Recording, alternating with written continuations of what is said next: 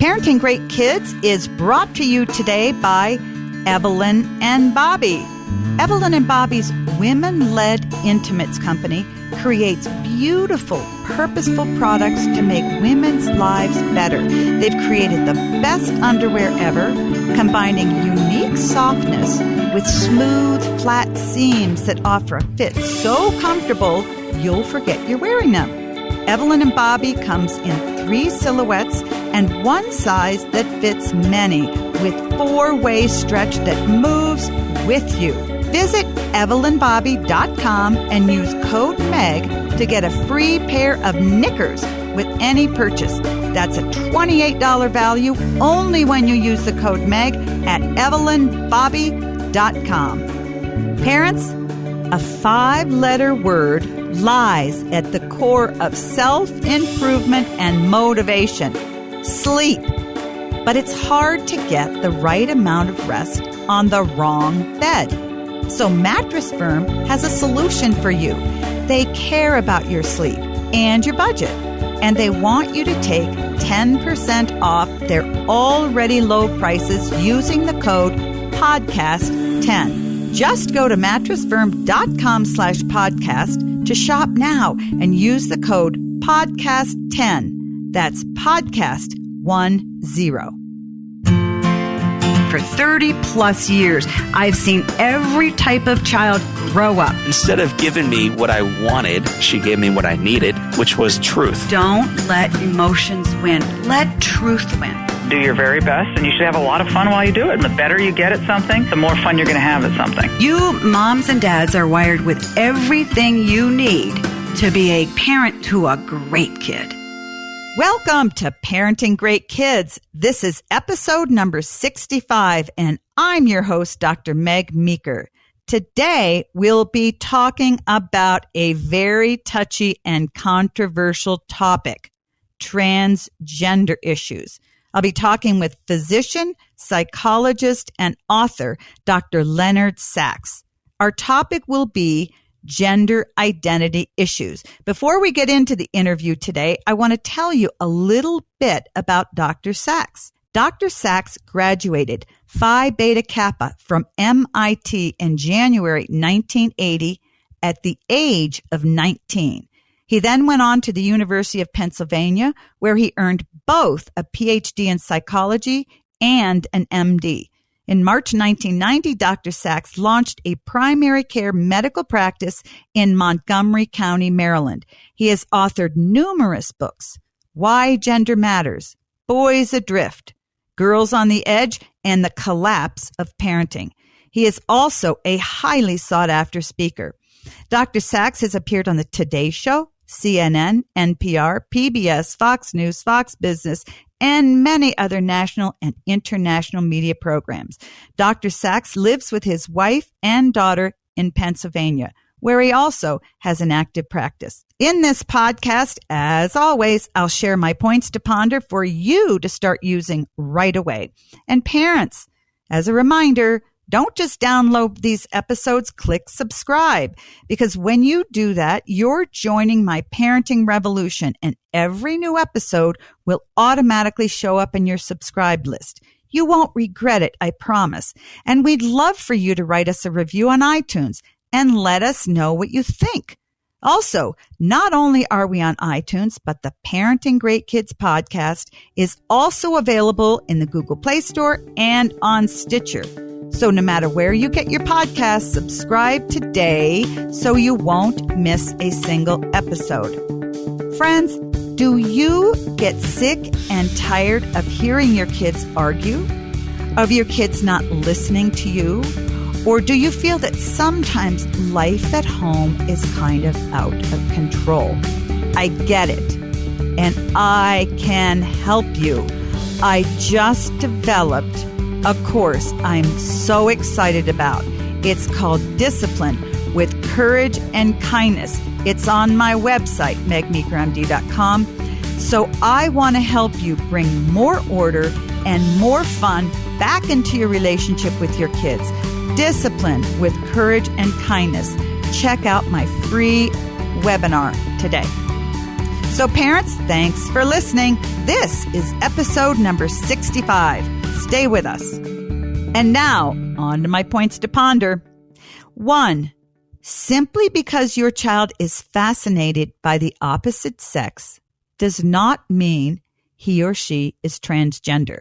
Many parents whose children are fascinated with the opposite sex, whether you have a boy who wants to dress like a girl and wear dresses, or a girl who wants to cut her hair short and identify with boys, give your child time and let him or her work out identification with the opposite sex and see where it goes. 99% of the time, it works itself out and the fascination with the opposite sex goes away.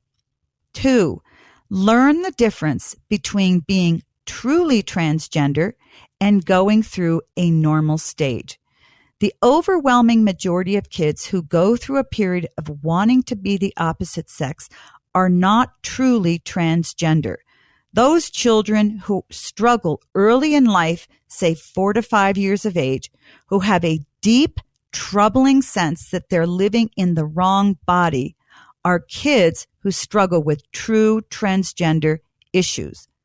These feelings of conflict never leave these children. Children who are not transgender will show interest in being the opposite sex later on in life. And they will have not shown signs of distress earlier in life. They will have appeared happy and comfortable with themselves until they hit 6th grade, 7th grade, high school, and then they decide that they want to identify with the opposite sex. Usually, this is a phase and a normal stage they're going through. 3, recognize a fad. Kids of all ages, especially junior high and high school, are very vulnerable to suggestion. They are easily influenced by friends and what their friends are doing because they want to fit in and they want attention. If your son or daughter says that in their teen years, they suddenly feel that they're transgender, look at what their friends are doing. If your child has a friend or two who says he or she is transgender, be suspicious. Again, most kids who suddenly declare that they are transgender in their pubertal years or their pre-pubertal years are not really transgender. They're very different from the kids who struggle with gender identity issues early on in life. Friends, I want you now to listen in on a wonderful conversation I had with Dr. Leonard Sax. I know you're really going to enjoy it. It's going to be controversial, but it's a topic we must address. Well, Dr. Leonard Sax, thanks so much for joining me on my podcast. Thanks for inviting me back. You have an incredible book called Why Gender Matters, and you just came out with a 2nd edition. And you begin the book in the first chapter describing the biologic differences between boys and girls. And, you know, many in our culture believe that male and femaleness are social constructs. From a medical biologic standpoint, what are the real differences between girls and boys? Well, there are so many. I mean, that's why it's a book and not just a blog post or something. But some of the really profound differences that I think have not gotten enough attention or not as well known as they should be are differences in how girls and boys, men and women see and hear and smell.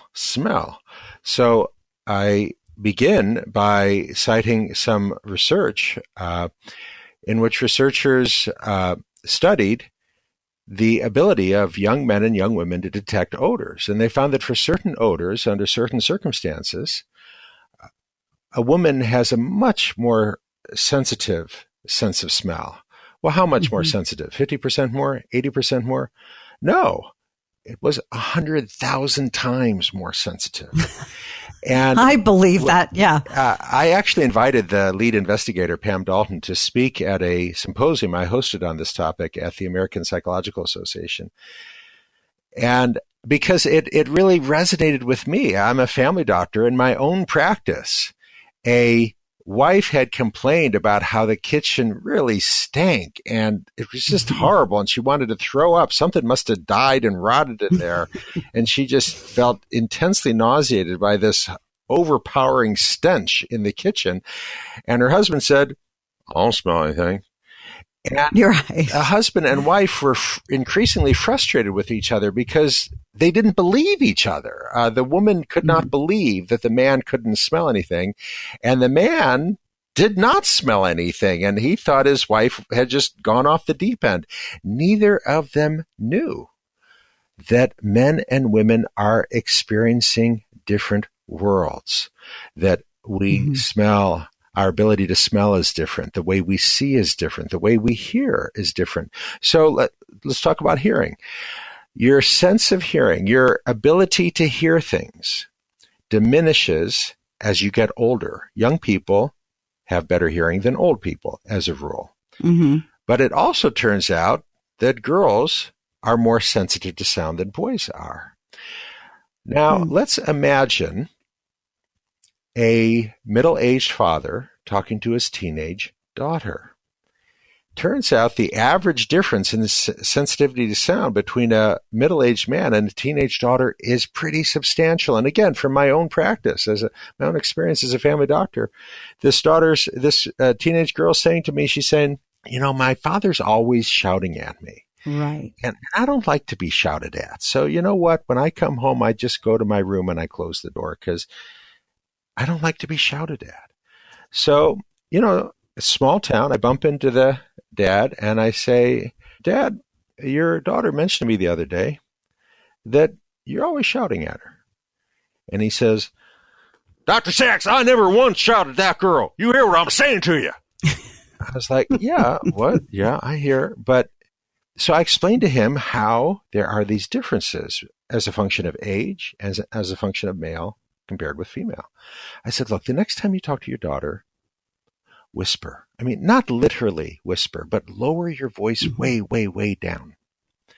And so a couple of weeks later, I bump into the daughter and she says, "Oh my gosh, my father can actually talk like a normal person."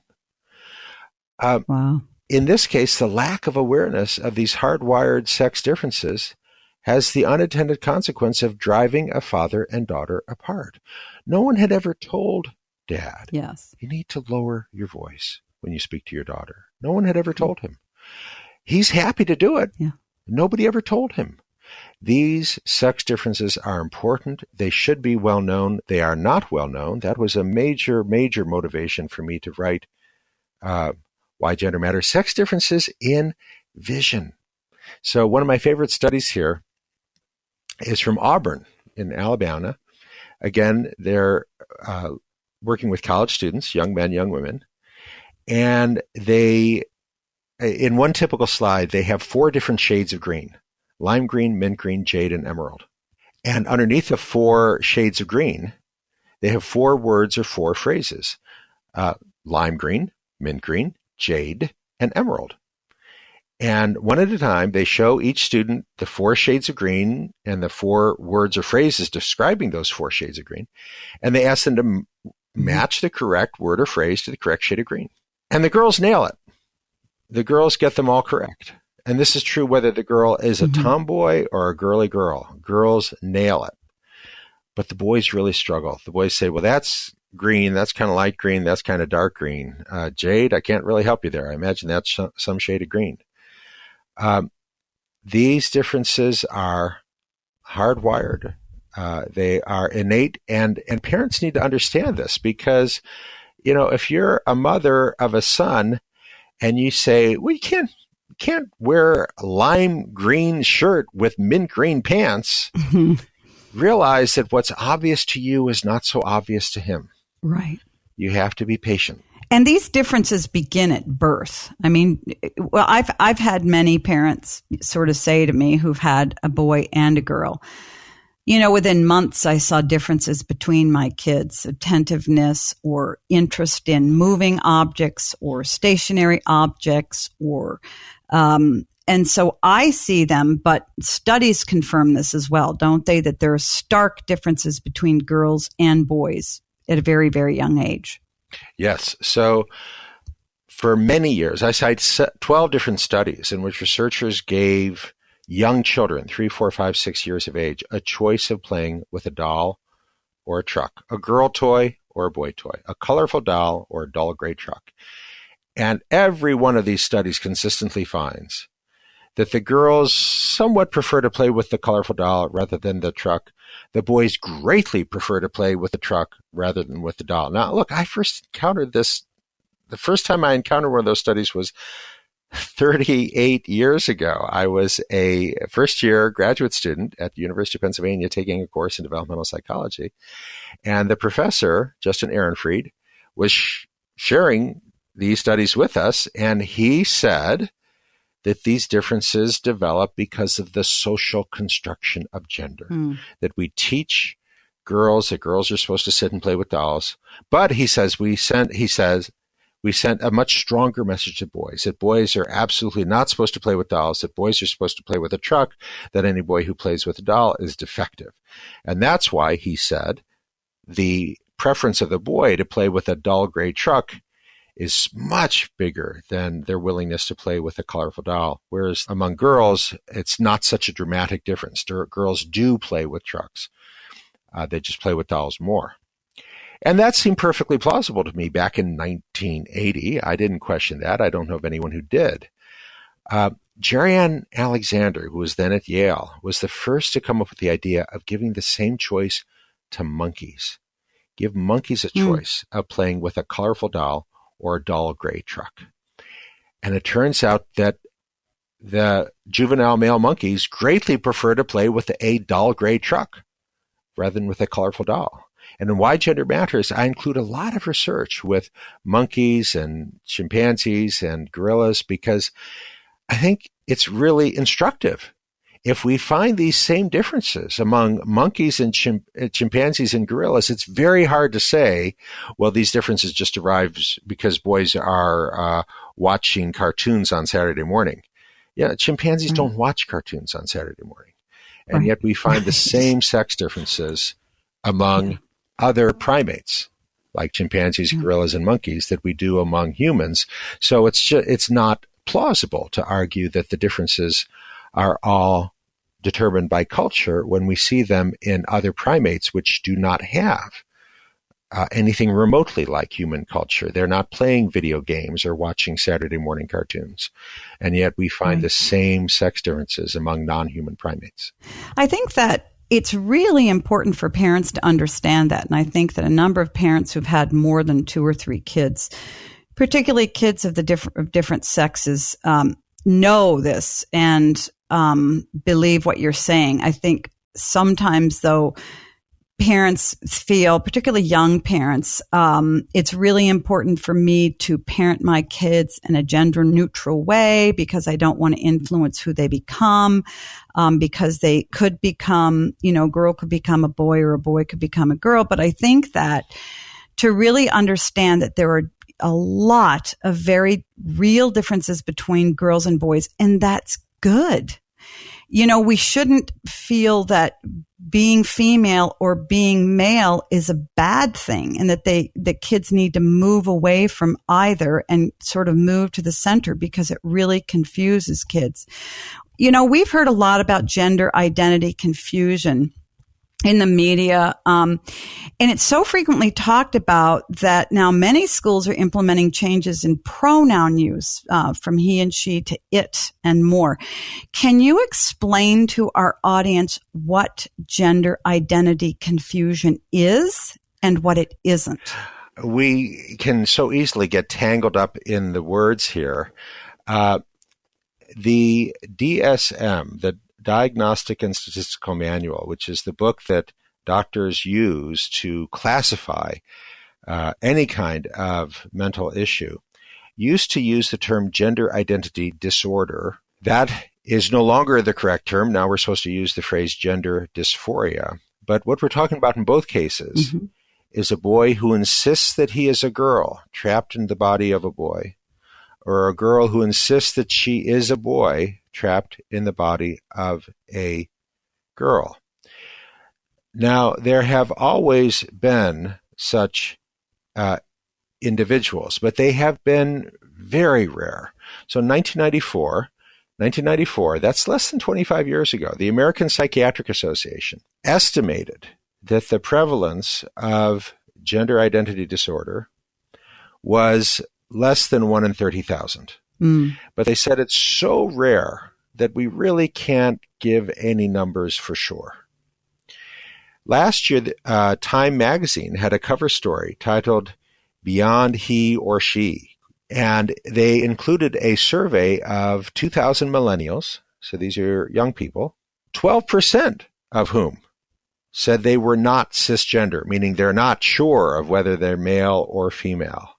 So we've gone from less than 1 in 10,000 to more than 1 in 10 by that measure.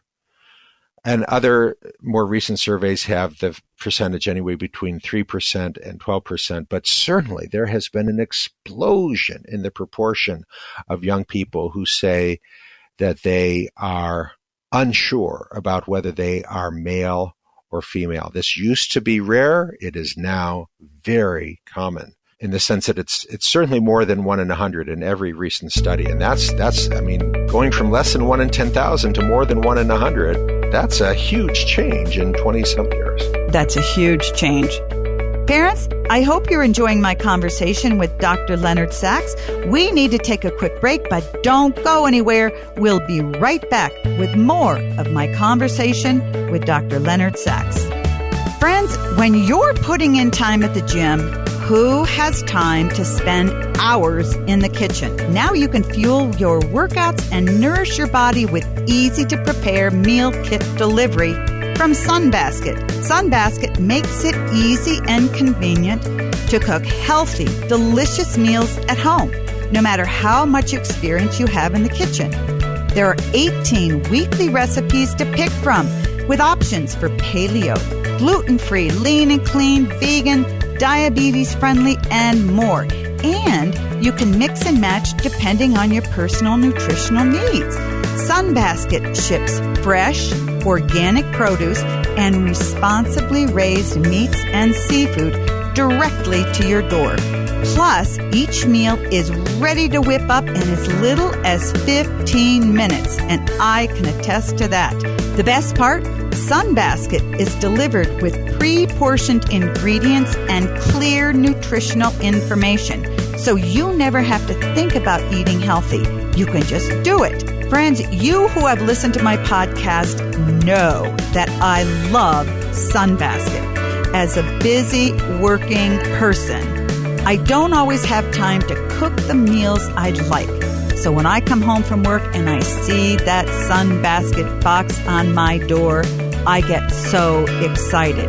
It means that all I have to do is open the box, all the proportions have been measured, and you get beautiful fresh foods like chicken and seafood and hamburger and a lot of wonderful spices that I would never think of combining. You create very tasty sauces to go on your vegetables, on your couscous, on your meats. Sunbasket makes great cooking so easy.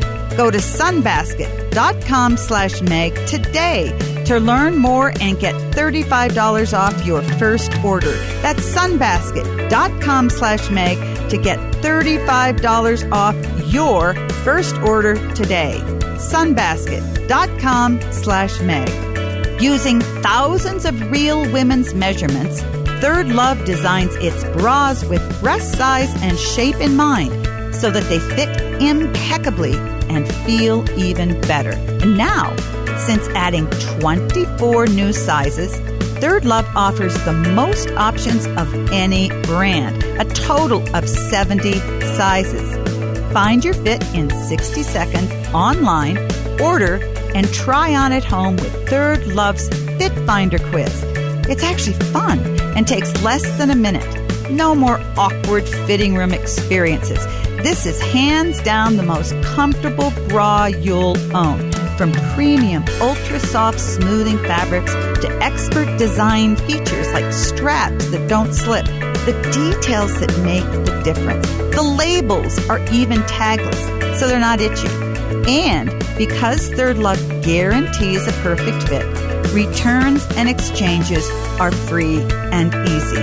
Friends, I will tell you, wearing a comfortable bra changes your day. If you have a bra on that doesn't fit well, where the straps are too tight, or it doesn't buckle right, or the tags are itchy, Third Love makes wearing a bra feel like you don't have a bra on. That's what I experience when I wear Third Love. Third Love knows there's a perfect bra for everyone. So right now, they're offering my listeners 15% off your first order. Go to thirdlove.com/Meg now to find your perfect fitting bra and get 15% off your first purchase. That's thirdlove.com/Meg for 15% off today. Now, in my mind, because, I've been doing this 30 years, and I will say my experience is that gender identity dysphoria is as rare as you say, because I've worked in really busy children's hospitals, and I think in 32 years I've seen one or maybe two kids like this. Is there a difference between gender identity dysphoria and normal stages of growth that kids go through where they identify more closely with the opposite sex, but they're not truly transgender? Well, sure. And that's why I devoted several chapters to this question in my book, Why Gender Matters. So not all boys like football or soccer. Some boys would rather sit and read a book. Not all girls like pink. Not all girls like to get dressed up in dresses. Some girls would rather wrestle a hog or play soccer. Wrestle. Yeah, okay. And this is where I think some of this confusion is coming from. And I quote adult women in their 50s and 60s who say, when I was growing up, I hated dresses. I only hung out with the boys. I ran around. I played sports. I hit people. But I'm a woman.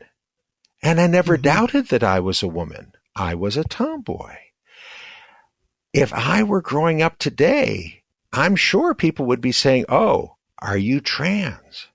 And I cite an article by a woman who wrote an article titled, "My daughter is not transgender, she's a tomboy." Mm-hmm. The irony of this push for, quote, transgender rights, unquote, is that it has resulted in a narrowing and stereotyping of gender. In other words, if this particular girl doesn't like Barbie dolls and doesn't want to wear a dress, immediately people are asking her parents, "Oh, do you think she's trans?" She's not trans. She's a tomboy. Right. There have always been many girls, between 12 and 20% of girls will enjoy sports and activities that we generally associate with boys. Something on the order of 1 in 5 to 1 in 6 girls love to play soccer, love to run around outdoors, don't like pink, don't want to wear a dress. These girls are not trans. They're what we used to call tomboys, but actually we're not supposed to use that word anymore, the gender police tell us. We're supposed to use the term gender non-conforming. All right, fine. I'm not going to argue about words. But this girl, okay, she's gender non-conforming, meaning she doesn't like to wear dresses, she doesn't like pink, but she's not a boy. She's a girl. There's more than one way to be a girl. And that's the great confusion that underlies a lot of what's going on right now. Yeah. And the same is true with boys. Yeah. I mean, the same is true with boys. There are boys true with boys. The last chapter of my book is called The Male-Female Mistake. Mm-hmm. And what I mean by the male-female mistake is very simple. It's the notion that every boy likes blue and football and dinosaurs, and every girl likes pink and Barbies and dresses. That's not true. It has never been true. There have always been a substantial number of girls who hate pink and hate dresses and want to roll in the mud, and boys who don't like football, don't like violent combat, and would rather go to a ballet. There's nothing new about that. What is new is the confusion that if a boy doesn't fit in the blue cubbyhole, then he must be trans. That's new.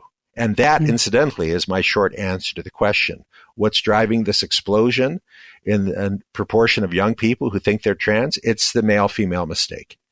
This girl thinks, I hate pink, I hate dresses, I just like to wear overalls and painter pants. And she's immersed in a culture that is now telling her, oh, you must be trans. She's like, maybe I am. I mean, how is she supposed to know better if the New York Times and Time Magazine are telling her, oh, you must be trans? You know, that's, again, a big motivation for writing the book, is to give some evidence-based guidance, saying, okay, your daughter hates Barbies. Your daughter would much rather play soccer. That doesn't mean she's trans. It means she's a tomboy. Right. And that is a normal variation. Yeah. And I think that identifying girls who align themselves with traditionally masculine roles and boys who align themselves with traditionally female roles or femininity, when we fail to accept that that's who they are and label them as trans, I think we're really communicating to kids that we don't accept you. We really don't accept this is the way you are. So we're gonna label you. Of that 12% that you said of millennials who say they're trans, what percentage of those do you really think are the people who are struggling with a sense that they're living in the wrong body? Because to me, there's this deep sense, this sort of intrapsychic conflict, if you will, where these young kids think they know something is desperately wrong. They're living in the wrong body. They're living in the wrong body. And those kids are miles away from the other kids who want to be a tomboy, and they're, girls identifying with boys' things. And to sort of lump them all together, I think is really harmful to the kids who are really struggling, because it diminishes the seriousness of their issues. So of that 12% of the kids who are identifying themselves as trans, or they're not sure who they are, what percent do you feel are really deeply confused about who they are? My estimate is that it would be on the order of 1 or 2% of that 12%, because there is a real phenomenon of gender dysphoria, and researchers are studying possible biological basis of this, and there is no plausible way that has changed profoundly over 30 years' time. I think a great many of these young people are that gender non-conforming individual, that girl who hates pink, who hates dresses, and who's looking at Time Magazine and the New York Times and is simply confused, because how should she know if she has received no guidance? If she reads in Time Magazine and the New York Times that if you hate pink and you hate dresses, maybe you're trans, then she thinks, well, maybe I'm trans. Again, how should she know better as she has received no instruction? But the great majority of these young women are not trans. They are simply what we used to call tomboys. And that's fine. There's nothing wrong with that. And we want to support those people. And again, the book is mainly written for parents. If your daughter is 6 or 12 and hates Barbies and doesn't like dresses, I'm reassuring that parent, your daughter is not trans. You do not need to transition her to a male identity, nor should you. That's not in her best interest. You need to celebrate who she is. You should not push her to play with Barbies. That's not who she is. That's not what she wants to do. Again, one of the challenges for the parent is to figure out, who is my child? And how can I help my child to fulfill her potential when neither you nor your child know what that potential is? That's the great challenge of being a good parent.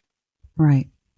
So what do you say to parents who have a 5 or a 6-year-old or even a 10 or 11-year-old who comes and says, Mommy, I think I might be a boy. It's a girl. And, or, a boy who says, I think I want to be a girl. How do you coach parents in discerning whether their child really is transgender or whether they're just going through a phase? What do you say to parents? Well, my recommendations are always based in evidence. So I would restate your question in this way.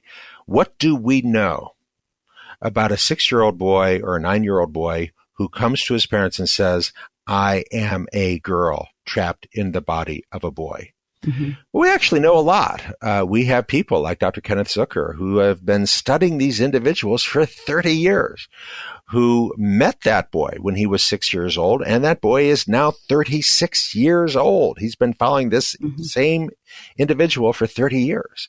We know what is likely to happen.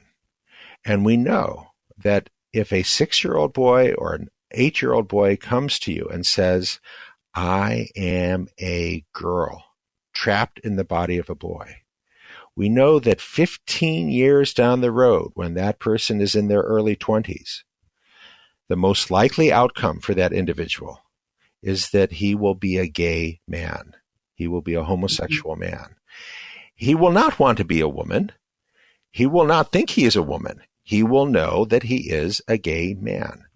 The second most common outcome is that he will be a straight man.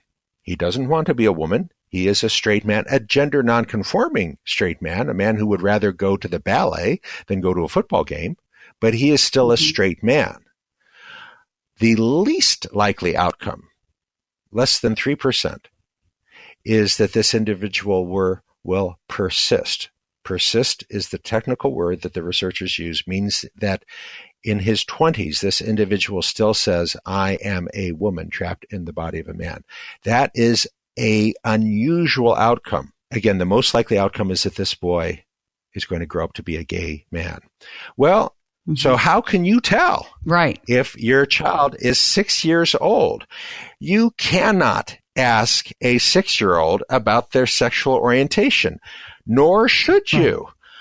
It's not a meaningful question. I remember when I was 7 years old, I remember saying to my mom, if I get married, do I have to take off my pajamas in bed with the girl?